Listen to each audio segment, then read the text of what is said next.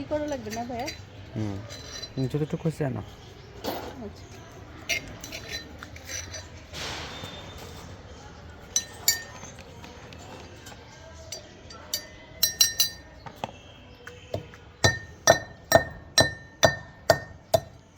এই যে এটা হচ্ছে খয়ের।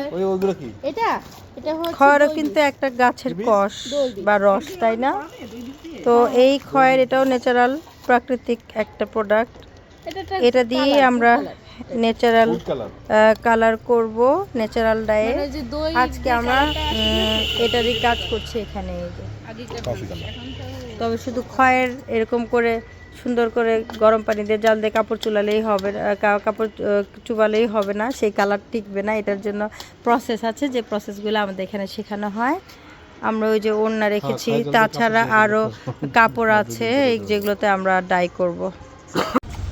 এই যে আমাদের খয়েরটা রেডি হয়ে গেছে। এবার আমরা খয়েরটা নিয়ে নিচ্ছি।